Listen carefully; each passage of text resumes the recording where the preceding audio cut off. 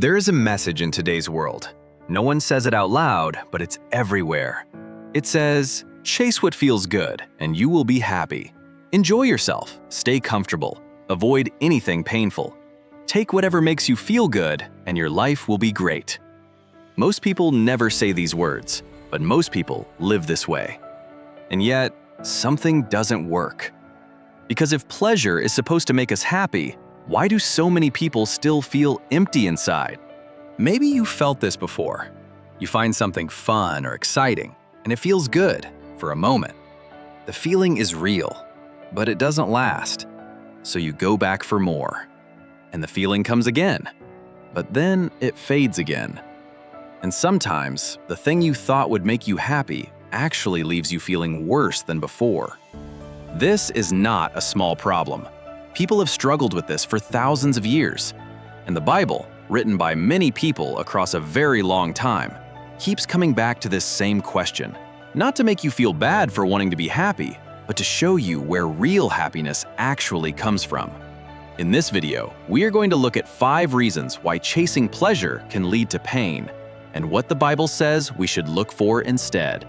Reason number 1, pleasure never lasts. This is the most basic truth, and yet it's the one we keep forgetting. Every pleasure has a limit. The excitement goes away. The good feeling doesn't last. What used to feel amazing starts to feel normal, or not enough anymore. That's why we don't just want something once. We keep going back for more, wanting it to feel stronger, just to get that same feeling again. And over time, that cycle becomes the real problem.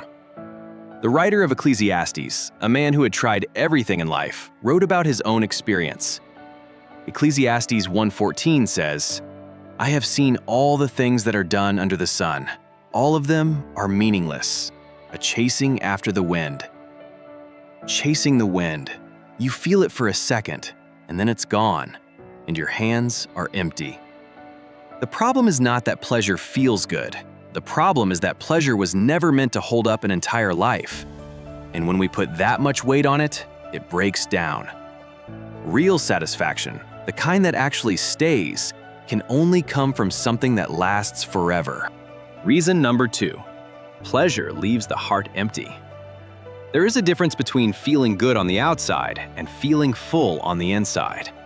Pleasure can entertain you, distract you, and excite you, but it cannot fill the deep, empty place inside a person. You can have a fun night out and wake up feeling hollow.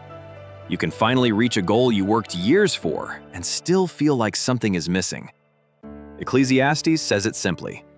In Ecclesiastes 5:10, "Whoever loves money never has enough. Whoever loves wealth is never satisfied with their income." The more you have, the more you want.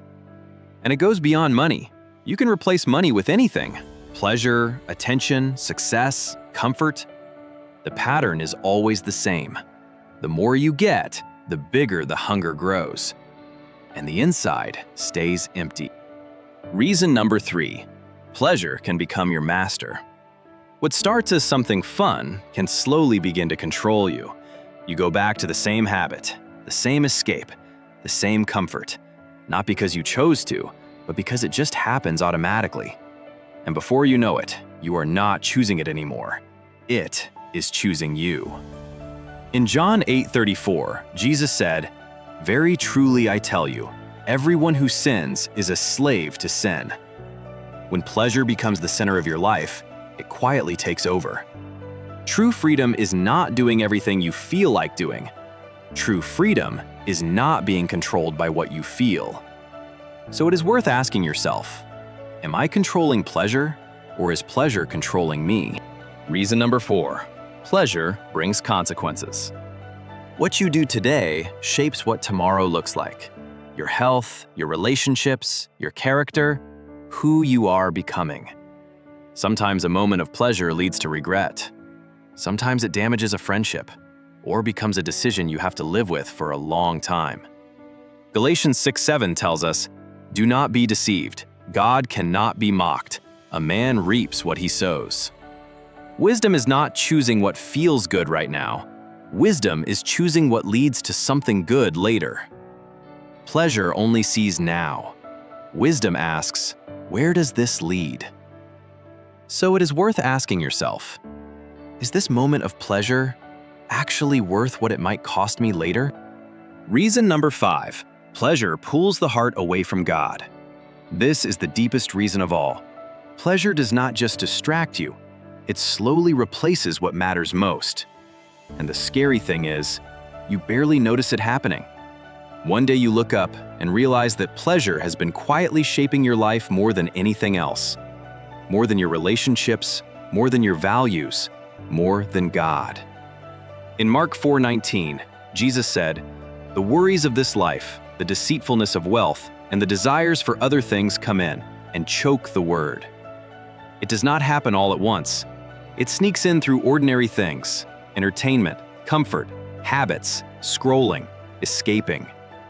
And little by little, your heart moves away from peace, from purpose, from truth. The way back is not more pleasure. The way back is turning your heart toward God again.